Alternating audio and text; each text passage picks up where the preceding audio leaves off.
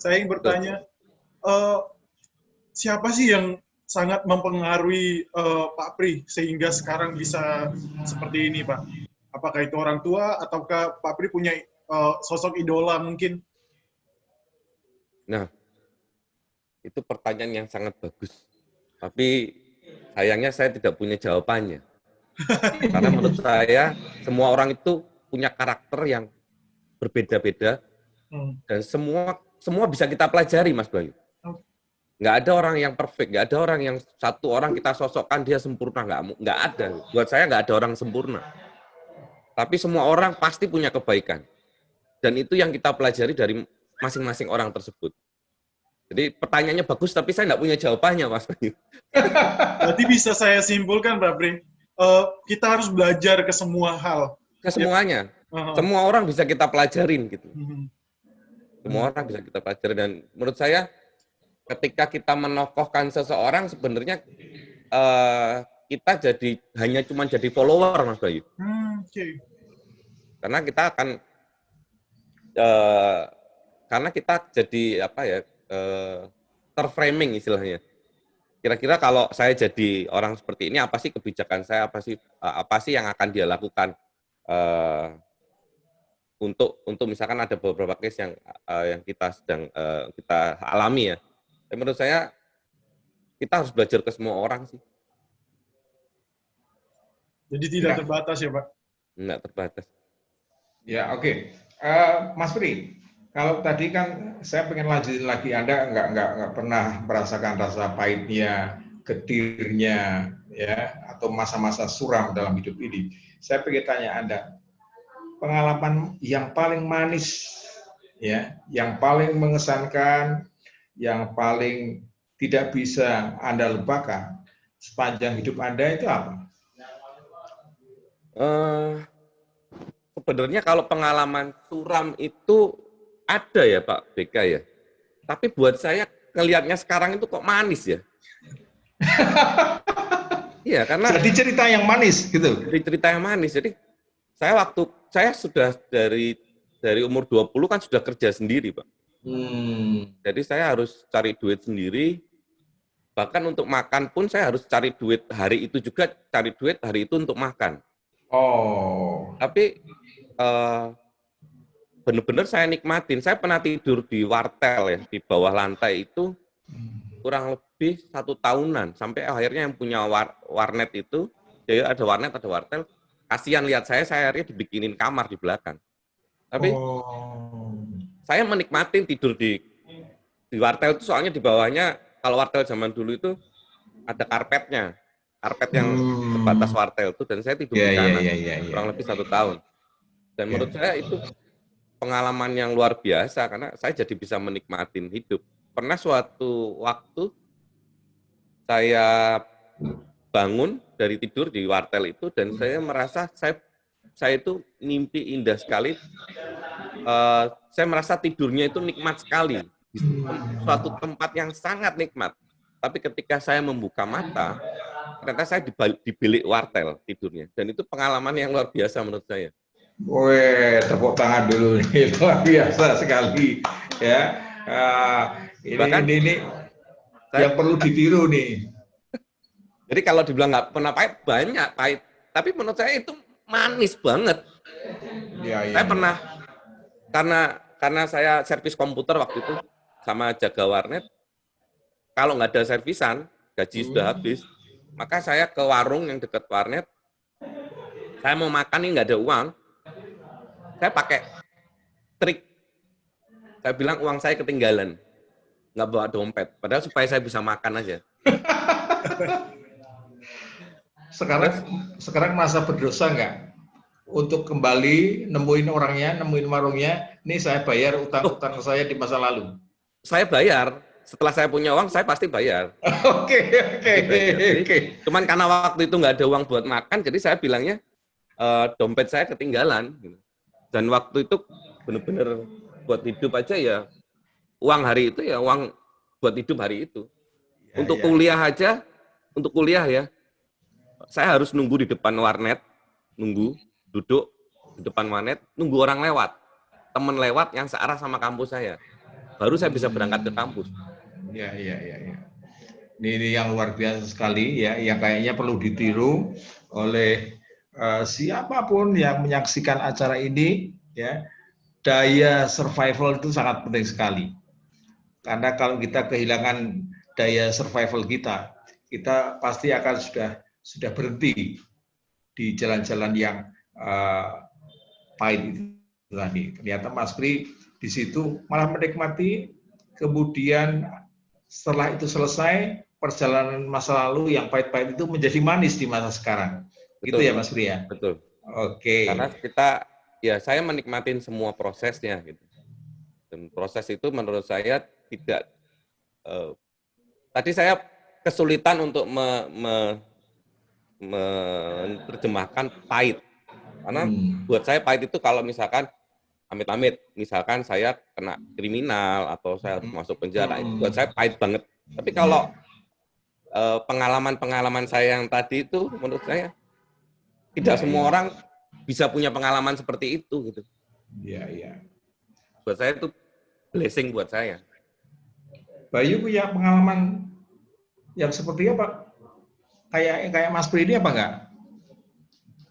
Kalau saya Pak mungkin tidak sebanyak Pak Pri sih Pak. Tapi apa yang dirasakan oleh Pak Pri itu karena saya kan pindahan dari Sumatera Pak.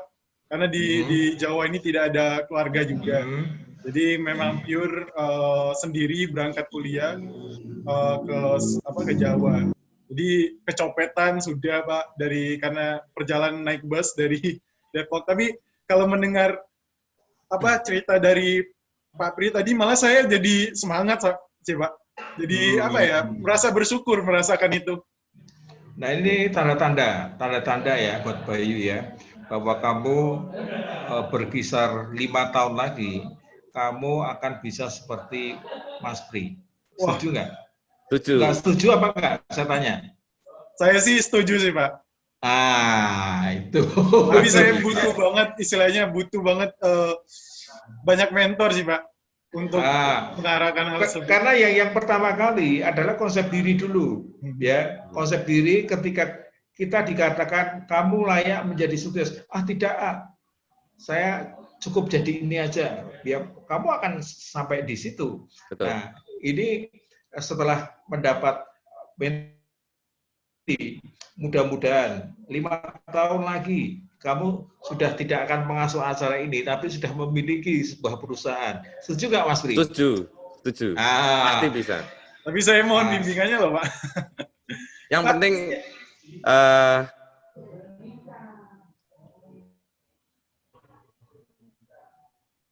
Halo?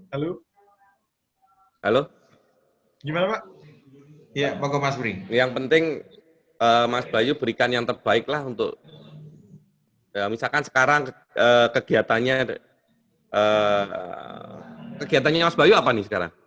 Saat ini saya salah satunya bekerja di Sekretariat Kadin Jawa Tengah kan Pak, dan juga sedang merintis konsultan branding Pak dan bisnis. Wah itu udah keputusan paling tepat lah menurut saya. Karena branding itu dibutuhkan semua perusahaan, mau UMKM, mau perusahaan besar, sangat penting. Ya, yang mungkin mesti Mas Bayu lakukan ya memang mengeksplor lebih dibandingkan orang lain ya. Yeah. Kita harus punya standar di atas rata-rata lah menurut saya, apapun itu. Gitu. Dan nggak perlu menguasai semua hal, yang penting fokus. Saya rasa pasti berhasil, Pak. Siap, Pak. Pak Pri, saya ingin tanya sedikit, Pak. Tadi kalau mendengar cerita Bapak dari perjalanan Bapak yang harus merasakan tidur di wartel, terus juga harus jadi penjaga warnet, bahkan itu sangat erat kaitannya dengan pekerjaan Bapak sekarang kan di dunia teknologi, jaringan dan sebagainya. Yang ingin saya tanyakan, Pak, bagaimana Bapak bisa akhirnya terpikir, katakanlah sebelum akhirnya kuliah mungkin mengambil jurusan sistem informasi dan sekarang akhirnya punya perusahaan di bidang teknologi dan jaringan, Pak? Jawabnya agak susah juga ini. Karena menurut saya yang punya kuasa membuat saya seperti ini hanya Tuhan. Kenapa? Saya tidak memilih kuliah saya, Mas Bayu. Di waktu itu saya ikut tante ya, karena orang tua tidak bisa nguliahin saya dingengerkan lah istilahnya ya, diikutkan tante. Nah kebetulan tante saya itu suaminya dinas di Pati. Kampus terdekat dengan rumah saya, ya, itu adalah kampus AMIAKI namanya. Itu kampus IT, Sistem Informasi. Jadi saya tidak memilih kampus saya, Mas Bayu. Menurut saya Tuhanlah yang memilih. Kalau waktu itu rumah sakit yang dekat adalah sekolah perawat, karena memang ada dua waktu itu, D3 perawat sama D3 IT ya. Yang paling dekat D3 IT. Tapi kalau ternyata itu D3 perawatnya dekat rumah, mungkin saya sudah jadi perawat kali. Jadi menurut saya, dan semuanya itu berkaitan ya. Dari D3, kemudian saya terus sudah lulus D3, saya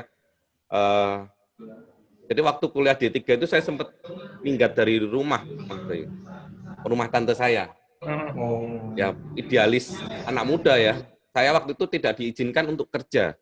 Jadi kerja saya pertama sebenarnya bukan di warnet, tapi tukang ketik di rental-rental. Kalau zaman dulu kan masih ada tuh. Nah, tukang ketik di rental-rental. Terus akhirnya ditawarin kerja di warnet. Nah, waktu kerja di warnet itu tante saya tidak mengizinkan karena saya harus fokus di kuliah dulu. Tapi kita kan masih muda waktu itu ya, biasa jiwanya ya begitulah kang ya, karena kita nggak mungkin hidup cuman nodong tante, bukan orang tua loh ini, tante. Jadi saya memilih kerja dan waktu itu tante saya nggak setuju, saya disuruh memilih mau keluar dari rumah, kalau mau kerja silakan keluar dari rumah.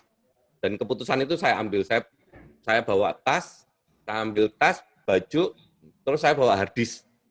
Hard disk itu isinya software. Akhirnya saya ikut orang buka rental, buka servisan komputer bermodalkan hard disk tadi itu.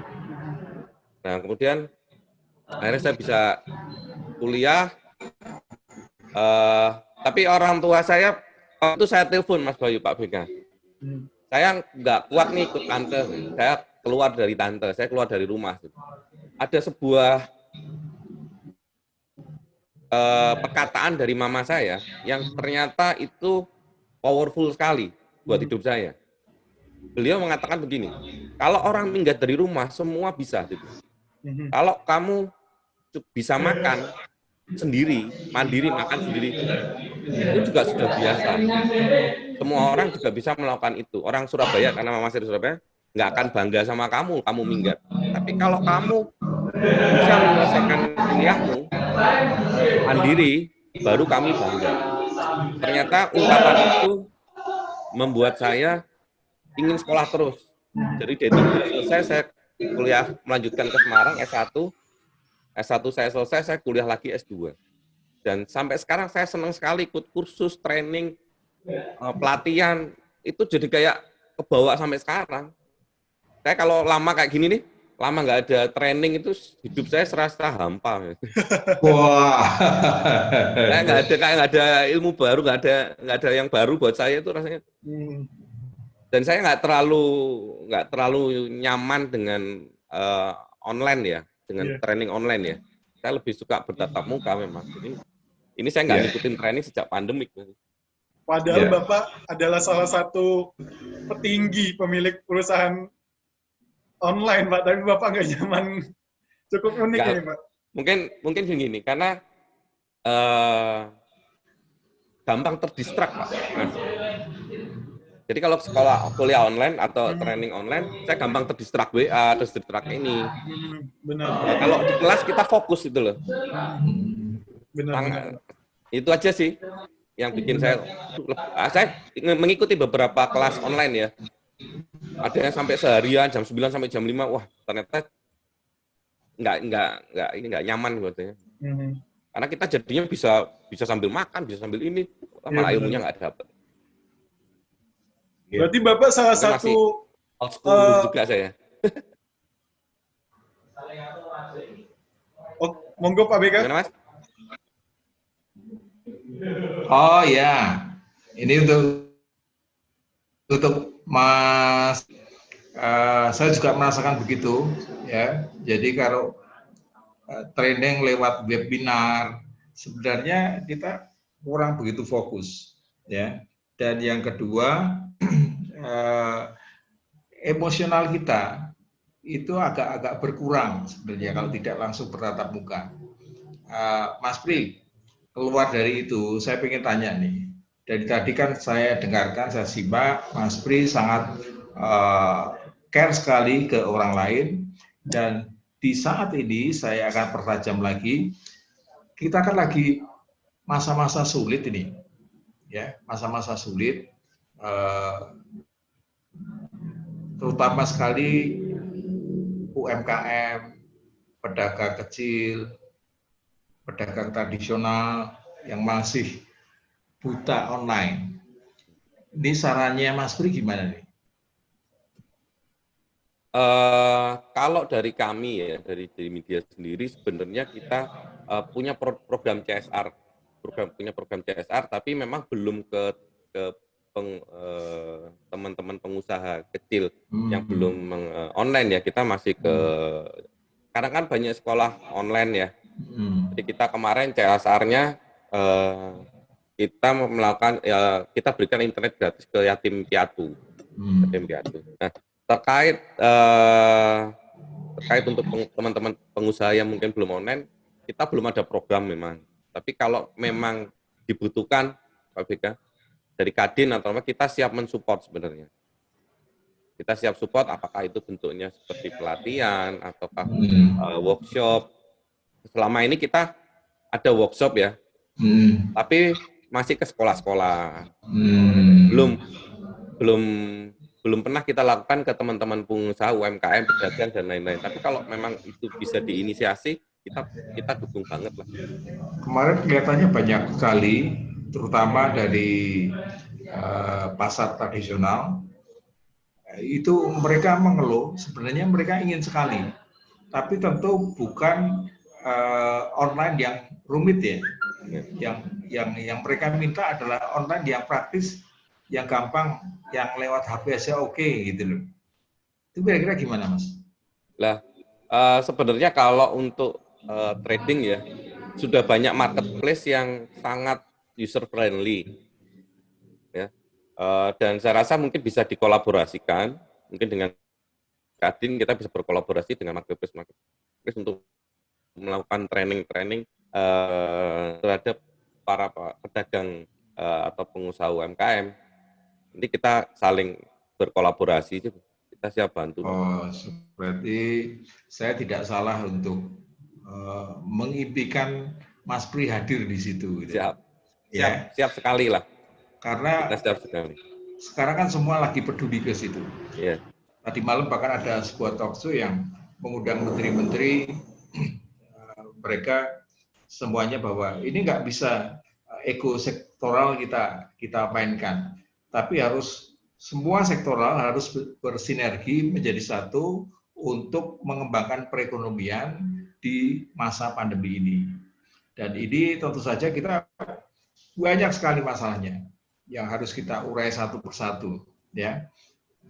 Jadi hari ini mudah-mudahan nanti menjadi embrio awal buat kita merealisasi, membuat program untuk pelatihan mereka yang katakanlah gagap teknologi, ya, terutama tentang internet ini, sehingga mereka menjadi asik. Yang penting kan menjadi asiknya, Mas Priyo. Ya.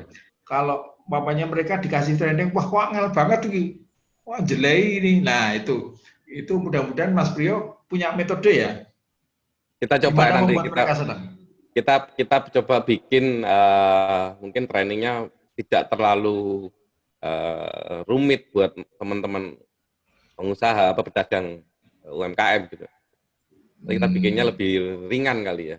Iya. Kalau memang dibutuhkan Pak Beka, kita siap kok kasih free internet buat di sentral-sentral UMKM untuk dagang. Kita kasih free juga kita siap kok.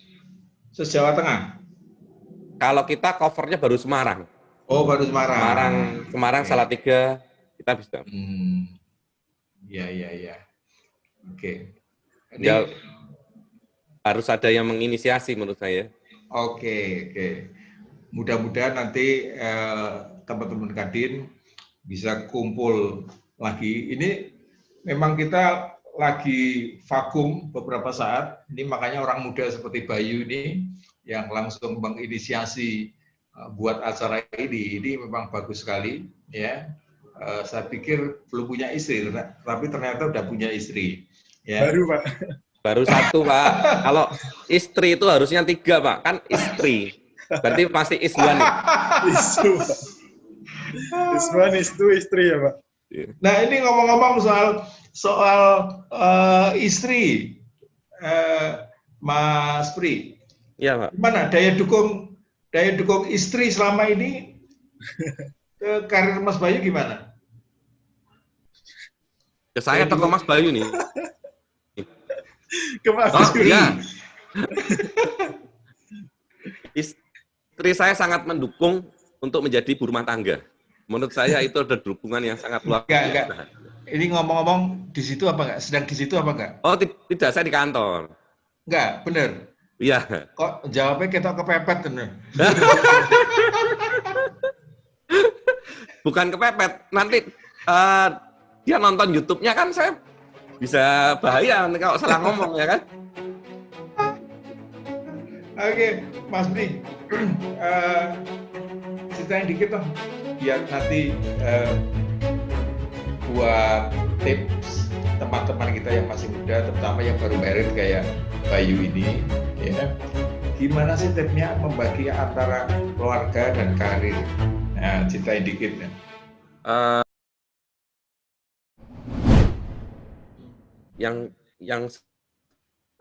Yang sekarang saya belum menemukan gitu loh. Saya sendiri untuk Jimmy bisa memberikan sesuatu lah untuk masyarakat. Kalau nggak bisa Indonesia ya Semarang doang lah, saya bikin sesuatu lah.